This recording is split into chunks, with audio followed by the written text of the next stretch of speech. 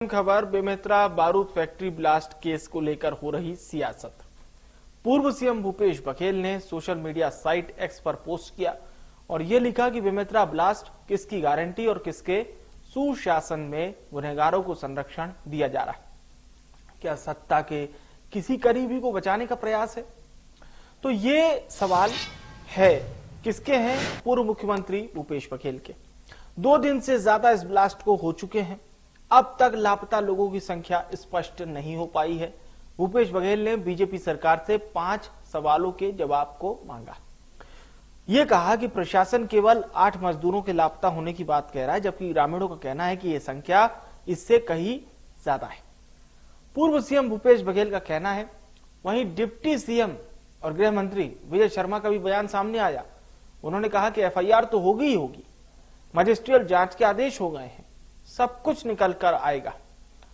कांग्रेस ने बीजेपी पर गंभीर आरोप लगाते हुए कहा कि बारूद फैक्ट्री का मालिक बीजेपी नेता और पूर्व मुख्यमंत्री का दामाद है, इसीलिए प्रदेश की बीजेपी सरकार पूरे मामले पर लीपापोती करने में जुटी है।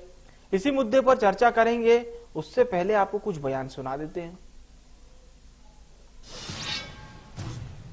एफआईआर तो होगा ही होगा, उसमें मजिस्ट्रियल जांच के आदेश हो गए हैं भाई, मजिस्ट्रियल जांच के आदेश हो गए हैं। सब कुछ निकल कर आना है, सब कुछ स्पष्ट होना है, वो कोई बात नहीं। बेमेतरा जिला के जो बारूद फैक्ट्री में जो दुर्घटना हुई है, उसको लेकर राज्य सरकार की बड़ी लापरवाही सामने आई है। दुर्घटना के बाद ग्रामीणों में जो आक्रोश है और जो अपने परिजनों को ढूंढ रहे हैं, उन्हें संतोषजनक कोई जवाब नहीं दिया गया है, उचित मुआवजा नहीं मिला है। सबसे बड़े दुख का स्थिति यह है कि बारूद फैक्ट्री के मालिक के खिलाफ अब तक कोई एफआईआर दर्ज नहीं हुई है, सिर्फ खाना पूर्ति किया जा रहा है। सुनने में तो ये भी आया है कि बारूद फैक्ट्री का मालिक भाजपा नेता और पूर्व मुख्यमंत्री का दामाद है, इसलिए राज्य की भाजपा सरकार पूरे मामले पर लीपापोती करने में लगी हुई है। ग्रामीण लगातार आंदोलन कर रहे हैं, अपने परिजनों को ढूंढ रहे हैं, उन्हें कोई संतोषजनक जवाब नहीं दिया जा रहा है, बल्कि ग्रामीणों को डराने के लिए वहां पुलिस का बल लगा दिया गया है। कोई जिम्मेदार अधिकारियों पर कार्रवाई नहीं की है। इससे स्पष्ट हो गया है कि राज्य की भाजपा की सरकार कितनी लापरवाह और गैर जिम्मेदार है और एक नेता के दामाद को बचाने के लिए इतने जो पीड़ित हैं उनकी आवाज को कुचल रही है। हम मांग करते हैं कि तत्काल बारूद फैक्ट्री के मालिक की गिरफ्तारी हो, जो पीड़ित हैं उनको उचित मुआवजा मिले और जिनके 8 लापता बताए जा रहे हैं उसके बारे में राज्य सरकार स्थिति स्पष्ट करे। तो चलिए अब चर्चा को हम शुरू करते हैं। इस वक्त हमारे साथ छत्तीसगढ़ के 2 खास मेहमान हैं। रूपेश दुबे जी हमारे साथ हैं, प्रवक्ता हैं छत्तीसगढ़ कांग्रेस के, और केएस चौहान जी हमारे साथ हैं, प्रवक्ता हैं छत्तीसगढ़ भारतीय जनता पार्टी के। दोनों मेहमानों का बहुत स्वागत है। शुरुआत दुबे जी आपसे करेंगे। आरोप इस बात को लेकर आप लगा रहे हैं कि आप कह रहे हैं किसी नेता से डायरेक्ट नाम जुड़ा हुआ है, इसलिए कुछ सरकार नहीं कह पा रही है। क्या कुछ है इन आरोपों में शामिल? पहले उससे शुरुआत करते हैं। पंडित जी नमस्कार, चौहान जी नमस्कार।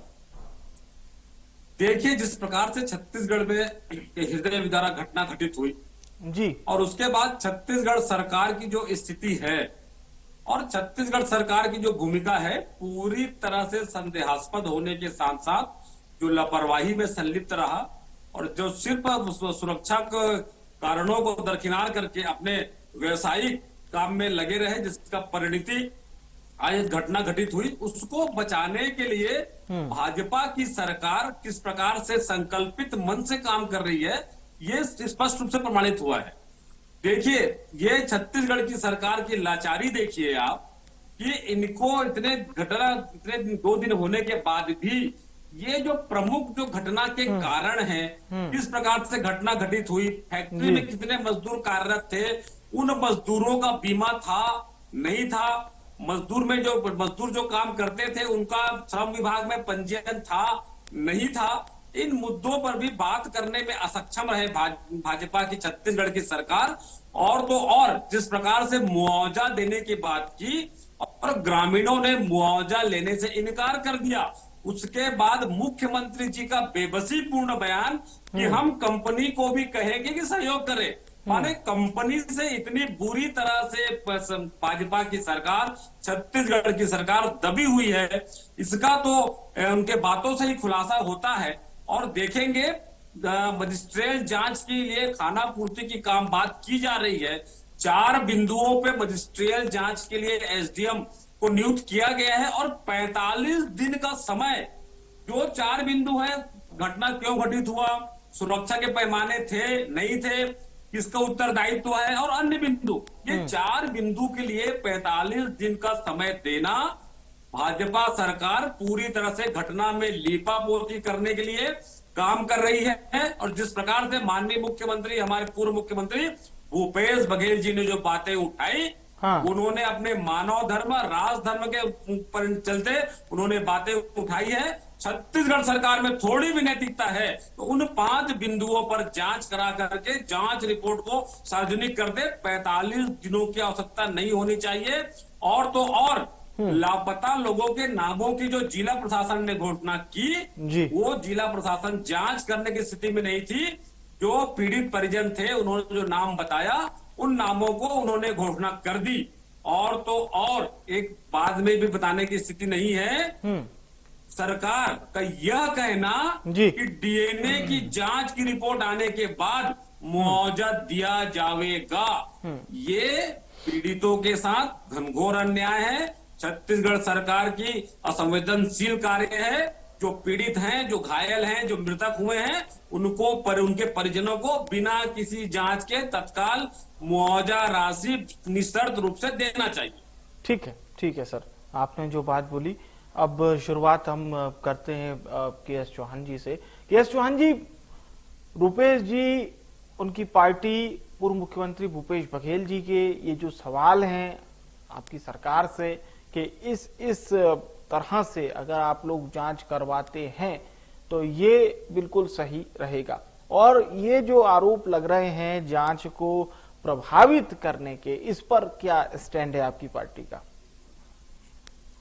विवेक जी, सबसे पहली बात तो ये है कि ये बहुत सदियों के बाद, दशकों बाद इस टाइप की घटना हमारे छत्तीसगढ़ में हुई है, बहुत ही दुर्भाग्यजनक है। हाँ। दूसरा है कि ये राजनीतिक विषय नहीं हो सकता।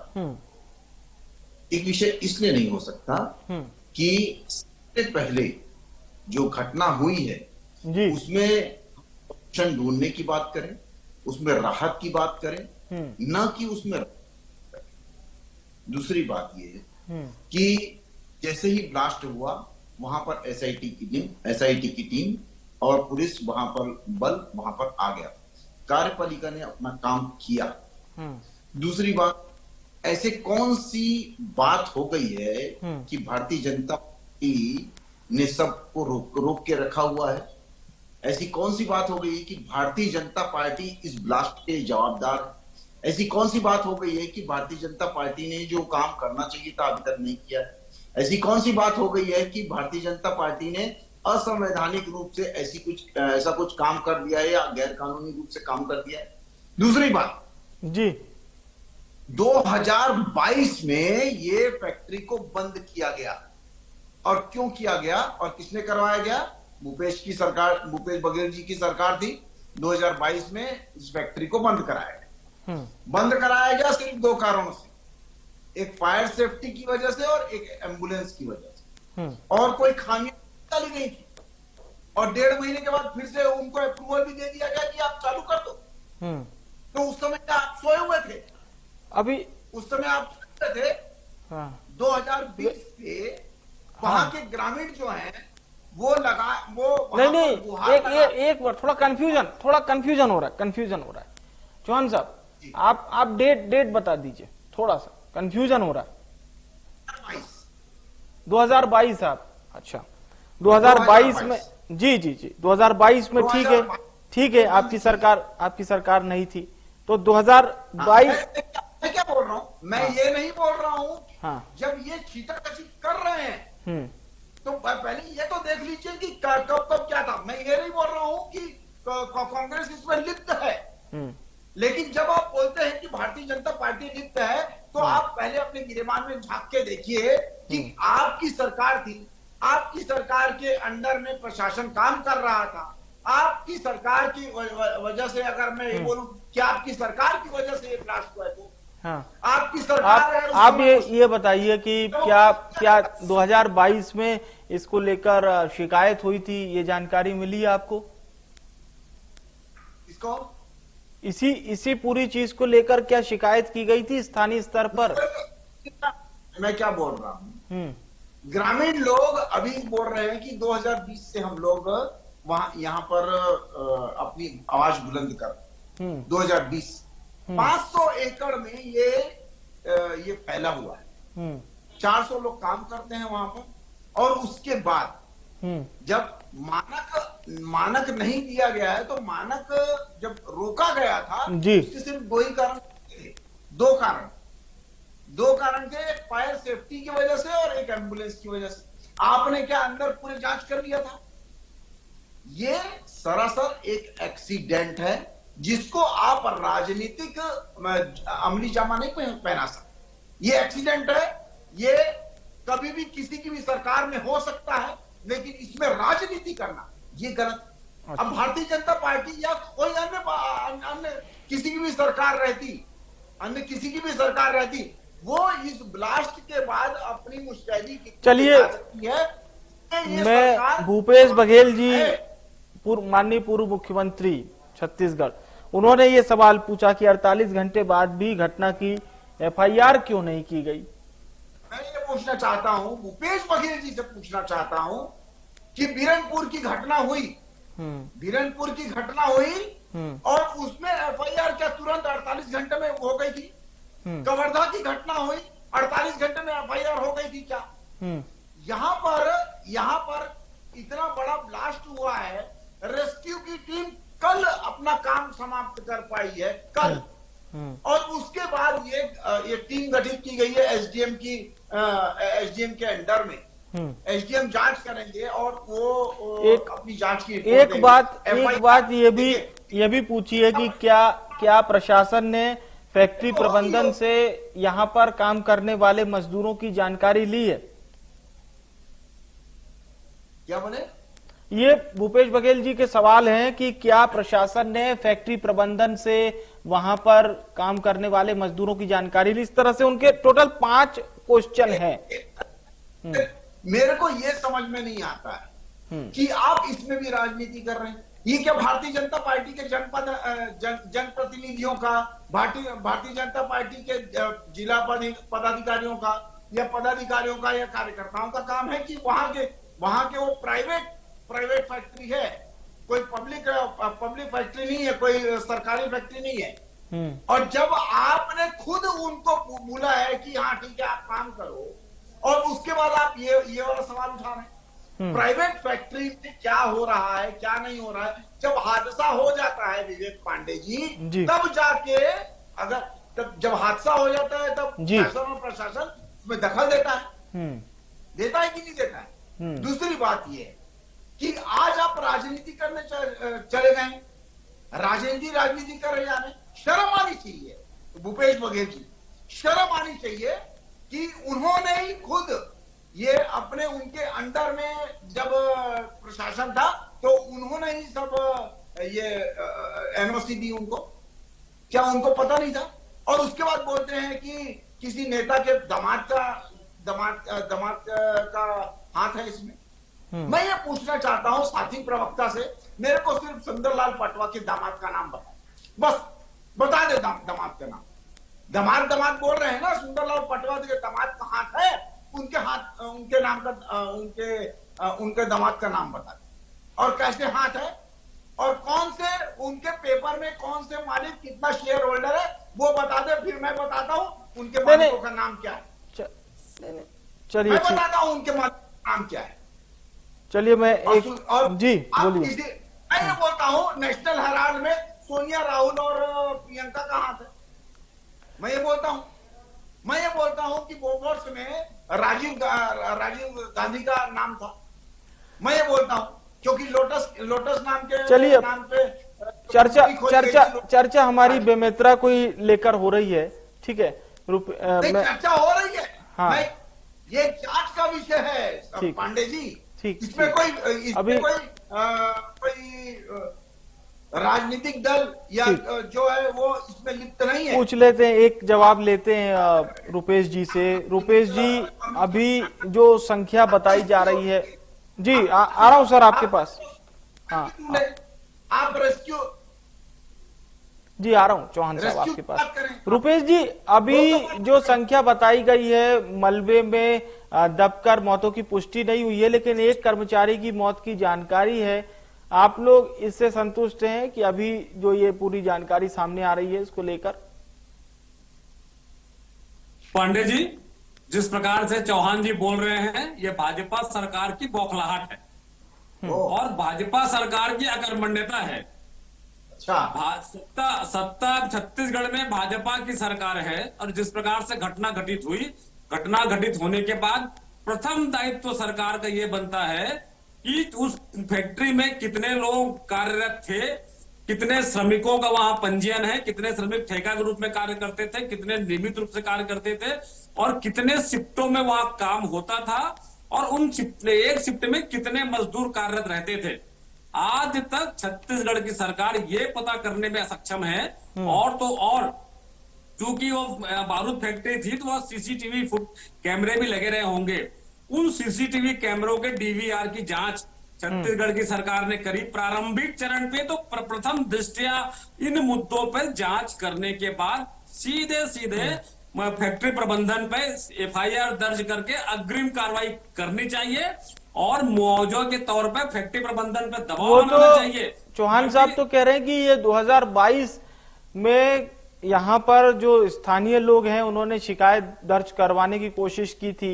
उस वक्त इस बात का, हाँ इस बात का, पांडे जी, हाँ पांडे जी, किसी भी उद्योग में या कोई फैक्ट्री लगी है उनमें सेफ्टी पैमाना और जिन पैमानों के अंतर्गत उनको अनुज्ञा दी गई है उसकी समय समय पे जांच होती है। यदि जांच पे खामी पाई जाती है तो उस पर कार्रवाई की जाती है और जैसे ही उसकी पूर्ति हो जाती है तो उसको उद्योग को काम करने की छूट दी जाती है, क्योंकि उससे मजदूरों की जीविकोपार्जन की भी जुड़ी हुई रहती है। यदि 2022 में फायर सेफ्टी और एम्बुलेंस की सुविधा उन्होंने उपलब्ध कराई होगी तो निश्चित रूप से छत्तीसगढ़ सरकार उस फैक्ट्री को काम करने की अनुमति दी होगी। लेकिन वर्तमान परिस्थिति में छत्तीसगढ़ में 5 माह से छत्तीसगढ़ में भाजपा की सरकार है और जिस प्रकार से भाजपा नेता की संलिप्तता हो रही है और उसके बाद उन बिंदुओं पर 48 घंटा होने के बाद भी एफआईआर नहीं होना और बिरनपुर की घटना के बारे में बताना। बिरनपुर की घटना में तो विधायक बनने के बाद उसके बेटे को नौकरी दे दी है भाजपा ने, तो क्या इनके भी मजदूरों के परिवारों को भी सरकारी नौकरी देंगे? फैक्ट्री प्रबंधन से पूछे हैं कि आप लोगों ने कितने लोगों को कार्य में रखा था, कितने लोग कार्यरत में थे? रजिस्टर गायब हो गए हैं, सीसीटीवी फुटेज गायब हो गए हैं और तो और छत्तीसगढ़ की सरकार फैक्ट्री प्रबंधन पर कोई भी अंकुश लगाने की स्थिति में नहीं है। मुख्यमंत्री जी ने कहा है कि कंपनी को मजदूरों को, आहतों को सहयोग करने के लिए कहा जाएगा। ये छत्तीसगढ़ सरकार की बेबसी है। ऐसी स्थिति में कांग्रेस अपना मजदूरों के प्रति संजीदगी के साथ जो न्यायिक जांच होनी चाहिए, जिन बिंदुओं पर जांच होनी चाहिए और 48 घंटे होने के बाद भी छत्तीसगढ़ सरकार अकर्मण्यता से हाथ पर हाथ धरे बैठे दोषियों को संरक्षित करने का काम कर रही है। माननीय पूर्व मुख्यमंत्री भूपेश बघेल जी ने बात करी और मजिस्ट्रियल जांच की, एसडीएम के माध्यम से जांच कराने की बात, जुडिशियल जांच कराते, मजिस्ट्रियल जांच कराने के बाद जुडिशियल जांच कराते और 4 बिंदुओं पे जांच करने के लिए 45 दिन का समय देना, ये छत्तीसगढ़ सरकार की इस गंभीर घटना के प्रति अकर्मण्यता, लचरता और निष्क्रियता प्रमाणित करती है। ठीक है, चौहान साहब कहना चाह रहे थे कुछ, बोलिए बोलिए। हमारी अकर्मण्यता के कारण हमने 5 लाख का मुआवजा मृतकों को और 50,000 का मुआवजा घायलों को दिया है। हमारी अकर्मण्यता के कारण एसडीएम के एक टीम गठित की गई जो 45 की रिपोर्ट पेश करेगी। हमारी अकर्मण्यता के कारण वहां पर तुरंत 12 जेसीबी और 2 चेन माउंटिंग वहां पर पहुंच गई और रेस्क्यू की टीम ने पूरा अपना काम तुरंत 48 घंटे के अंदर अंदर खत्म कर दिया। 5 लाख मुआवजा ठीक है, देने दुबे की साहब, बात दुबे की साहब है, आऊंगा आपके पास। डीएनए दुबे साहब के माध्यम से बात हुई है। दुबे साहब आपसे लूंगा जवाब, अभी चौहान जी की बात हो जाने दीजिए, बोलिए। कभी आरोप लगाने से पहले ये देख लिया कीजिए कि ये आरोप हम लगा रहे हैं, इसलिए लगा रहे हैं कि तथ्य भी कुछ है। दूसरी बात यह है कि अभी आपने बोला, मैं आपके इस प्रसिद्ध चैनल के आगे ये चैलेंज करता हूं कि आप मेरे को उस भाजपा नेता का नाम बताएं जो इसमें संलग्न है, नहीं तो माफी मांगे। और दूसरी बात यह भी है कि आलोक चौधरी, अजय चौधरी और राजेश चौधरी कौन है ये भी बताएं। ये तीनों बताएं, ये मेरे 2 सवाल हैं। और कौन सा भाजपा नेता इसमें संलग्न है, इसका मेरे को अभी तुरंत मेरे को जवाब चाहिए, नहीं तो आप माफी मांगेंगे। आप बोले हो कि इसमें भाजपा का नेता संलग्न है, आप मेरे को बताइए कहां, कौन सा संलग्न है। और अगर संलग्न था तो तुम्हारे भूपेश बघेल क्या सोए हुए थे? तुम्हारे जो दूसरे जनप्रतिनिधि है वो क्या सोए हुए थे? तुमने क्यों नहीं बोला नाम? चलिए ठीक है, अब ले लेते हैं जवाब। ठीक है नामजद रिपोर्ट क्यों नहीं? ठीक है चौहान साहब, प्लीज नामजद रिपोर्ट क्यों नहीं दिखाई गई? अगर कोई भाजपा का नेता उसमें संलग्न है तो चलिए, सिर्फ राजनीति, आगे पीछे कुछ नहीं। पूछ लेते हैं रुपेश जी से, प्लीज बताइए, नाम बताइए, नहीं तो आप माफी मांगिए। ठीक है रुपेश जी।